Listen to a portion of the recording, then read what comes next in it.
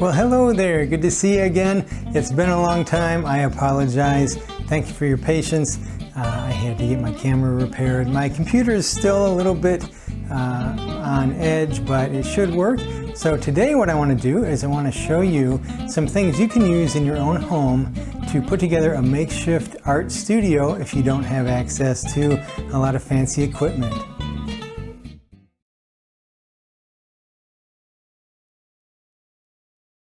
So first thing I want to talk to you about is drawing desks and painting easels, things that you can use to make do if you don't have the nicest equipment on hand.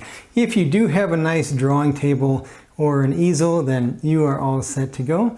But for some of us who might not have a lot of expendable income or might just not have access to some of this equipment, there are some things you can use to get along. So first off, this is actually what I have been doing probably 75% of my drawing and painting on in the last couple years. I'm in my kitchen right now, but in my bedroom I have another setup with some other tables and things like that. But I use one of these tabletops that you can get at Hobby Lobby for about $30.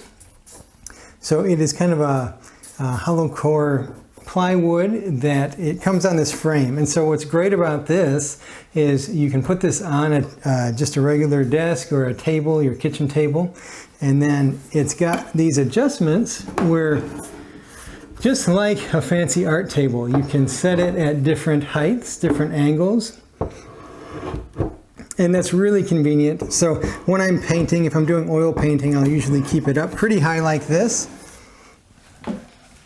And then you could rest your canvas right on there. This is a 16 by 20, so you could get a pretty good sized canvas resting on there. Obviously, any type of paper is going to be fine. You can tape it to this board. I would recommend, if you're drawing on a hard surface like this, put a few sheets of paper behind your actual drawing. That way it kind of cushions that the pencil or whatever you're drawing with on your paper. Sometimes if you draw with just one layer of paper onto a hard surface like this, it's a little scratchy. It doesn't have a lot of receptivity. So this is the first option. Like I said, it's about $30 at Hobby Lobby. If you do get one of these, I would highly recommend also getting some of this grip mat. A lot of people will cut this and put it in their shelves or in their cupboards and drawers and things like that. So it's just kind of this waffly rubberized mat, and what I do is I put a few pieces of that underneath this base frame here, all the way around, and that really helps. It keeps it from wanting to slide around on you. So that's a recommendation for something you could draw on, and you can also paint on. One other side note, I think this works best if you have an adjustable chair. And in my bedroom / studio, I have one of those adjustable chairs, and it makes it easy, you know, depending on where your artwork is at, you can raise or lower to get a better view or a little bit closer place to work on with that adjustable chair. So what could you use if you don't have an access to a Hobby Lobby or a tabletop desk or easel like I had just shown you? Well, there are some options.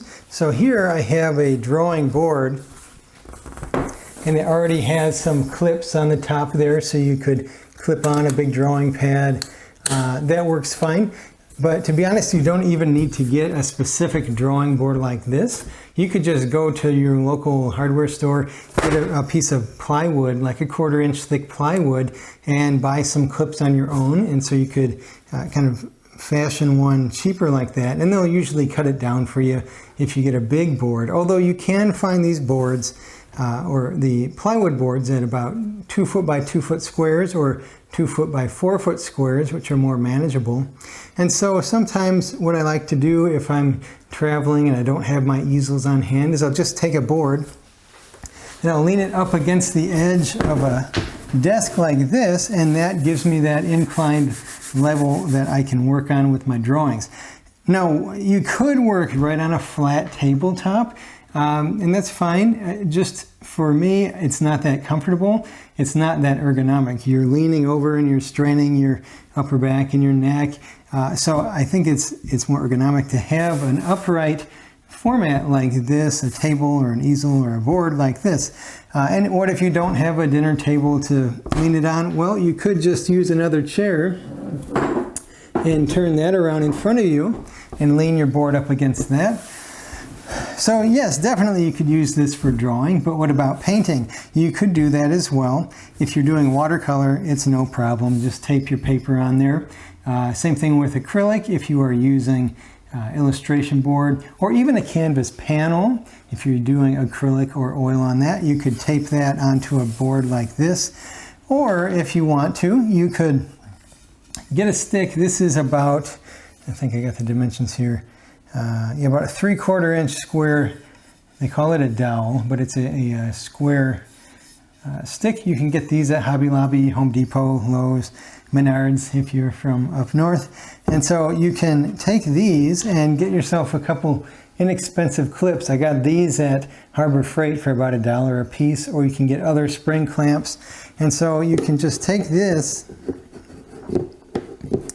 clamp your stick onto your board. You might want to measure to make sure it's level. And then you've got a nice little ledge here. So if you're doing a little small painting, and this is definitely deep enough, even if I wanted to put a stretch canvas, obviously I don't have enough room for this going up that high. But if I had a small little stretch canvas or just canvas panel that I don't want to tape to the board, you can put that little ledge on there and you're good to go. All right, so another piece of equipment I find very useful when I'm working in a location that is not my studio or in my office is just the lowly TV table. So I got this one. I got two of these for, I think it was $5 a piece at a thrift store. If you get them new, they're about 20 bucks. But see if you got one around the house, or maybe take a run over to your local thrift store or antique store. You might be able to find one really inexpensive. So I love using the TV tables. So even if I do have my tabletop set up for my painting, I might run out of space for putting my palette and my brushes and my thinner and things like that. So I love having one or two extra TV tables to kind of surround myself, and I can have access to all my materials. So those are just some easy, quick ways to get a setup where you can put your artwork on these easel and desk options. Next, let's talk about lighting.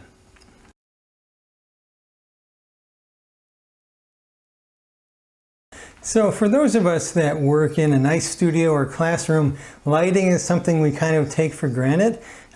So ideally, if you've got a nice large window that either faces north or south, those are good conditions for working on artwork from. So since the sun travels east to west, you're not going to get real strong sunlight shining in those north or south facing windows. Usually north facing windows are recommended. And as you set yourself up next to those windows, I like to set myself up, I'm right-handed, so I try to have my light source from my left. If the light source was from my right, then my hand is going to be casting a shadow right onto my pencil or my paintbrush. So try to have the light shining from the opposite side of your drawing or painting hand. So I'm right-handed, I want my light source from the left. If you're left-handed, I would have your light source from the right.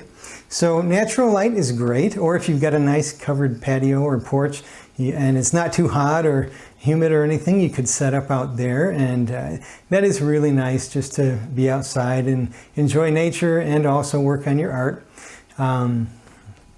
So as far as artificial lighting though, once it's dark out, the sun has set, you still want to keep working. It's not as big of a deal for doing just monochromatic rendering with pencil or charcoal or something like that.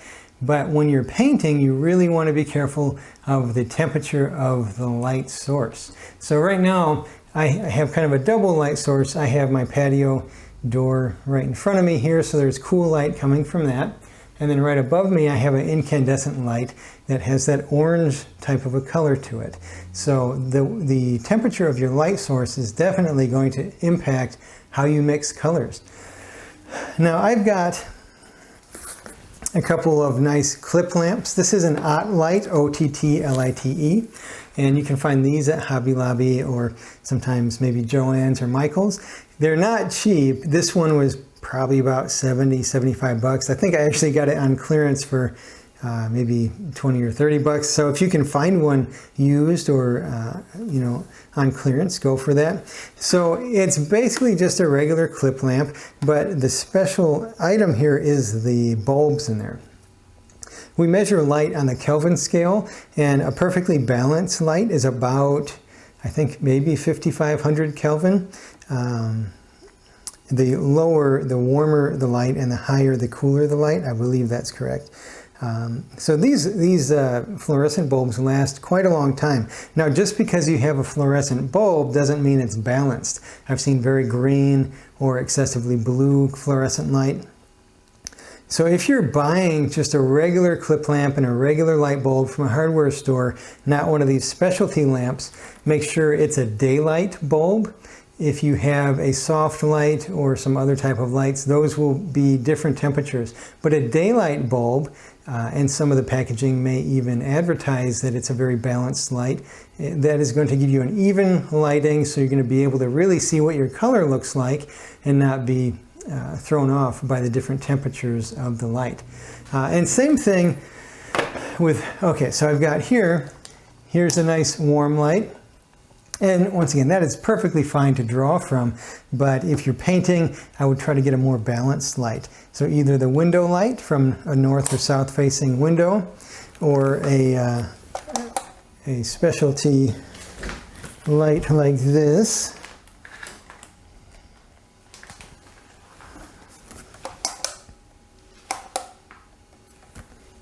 So you can see this has more of a very even, cool light. I'll turn this light back on again. You can see from here to here, this is more of that orange light. This is more of kind of a neutral, cooler light. So as I set these up, same thing applies as you know, the window light. I'm concerned about what direction the light is coming from. Usually I'll have this set up on that tabletop easel. I'll have it in front of me and slightly to my left. That way my hand is not casting a shadow onto my artwork. And these are great. There's a lot of different models. This one has this little clamp, so I can clamp this onto an easel or onto a desk or something like that. So those are some options with lighting, either natural light or artificial light, but with artificial light, especially for painters, you want to be careful of the temperature of the light.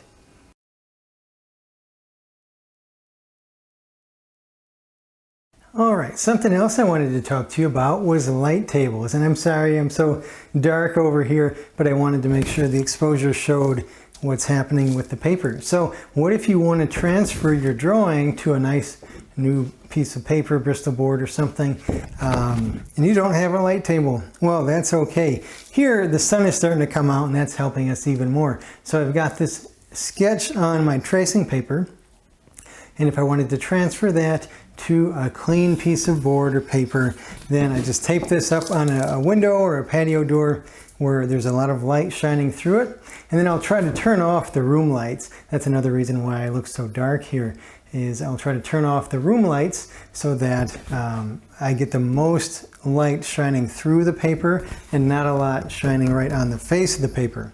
So now I can take my board and tape that over my tracing paper, and you can see that image is still showing up enough that you will be able to trace over it, and that way you can get a nice clean transfer onto your clean piece of paper. But if you are working on a thicker board like illustration board or a very heavy dark paper where you can't see the light through it, then we can resort to another method for transferring. I'll show you that on the tabletop here in a moment. So what can I do in an instance where maybe I don't have access to a nice window, or maybe my paper I'm trying to transfer to is just too thick to do that makeshift light box method? So here's something that I like to do, and it's not hard, but it might be a little bit more smudgy or messy than doing a light table type of transfer. What you can do is just take your drawing, and you can either take a pencil, something soft, maybe like a B or a 2B, and just scribble on the back side of your tracing paper, and then you can flip that back right side up onto your drawing paper and then trace over it, and it'll transfer those lines. I like to save my tracing papers though, my sketches. I don't like to mess them up on the back. You could also use transfer paper that you can buy at a store, but I know there's a lot of them that are not that great. They're kind of waxy and they leave super dark marks. So you're definitely safe going with making your own transfer paper to transfer your image with your pencils here. So something I like to do, if I don't want to mess up the back of my sketch, is I will just take a separate piece of tracing paper, and that'll be my transfer paper. I'll put it over the back of my drawing, and that way I can see where I need to put the graphite for transferring the details. And so I would just scribble this graphite all around anywhere I need it. You could technically just fill the whole paper with graphite, but that would take a little bit of more time. Or if you've got a nice graphite stick, you can get a chunk of graphite, and that would be really quick for covering the back here. If there's a lot of loose graphite, you might want to take a paper towel and just kind of wipe it down to even that out. But now I could take this, turn it right side up again. And anytime you're transferring, I would definitely recommend taping your final paper and your sketch together. That way it's not going to shift on you. Let me get a couple pieces of tape here. So you find out where you want to put your drawing on your final paper, place it accordingly, tape it down, and then I can take this piece of makeshift transfer paper. Make sure you get the right side. Make sure you got that graphite side facing down. And then here I could line that back up.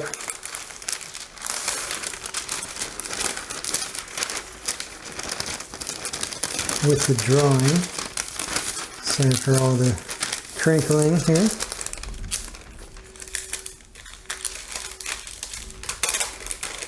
Okay.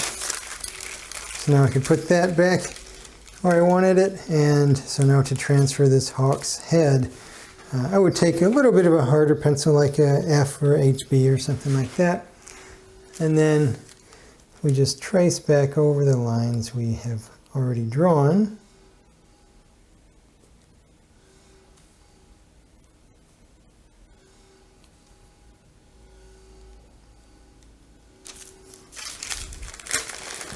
Then we go back down to our actual new piece of paper.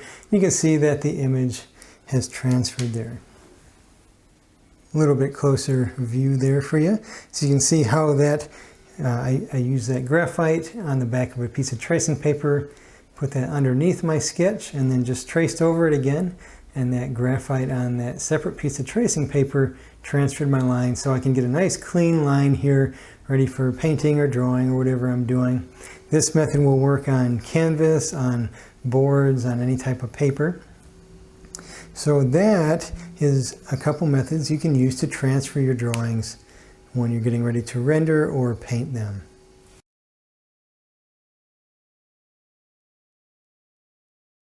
All right, just a couple more things about studio management, especially in your house. You want to try to keep things pretty healthy and safe for everybody involved. That's going to apply mostly to oil paint. Things like watercolor and acrylic, they don't put off fumes that you really have to worry about. I would say don't dump any of your paints down the sink, especially acrylic and oil. Those are going to clog up your sink, and you're going to have to call a plumber on top of trying to figure out your studio setup. So don't dump any of your solvents down the sink either. And really, it's not good to dump your solvents out in the yard. They can still get down into the water table.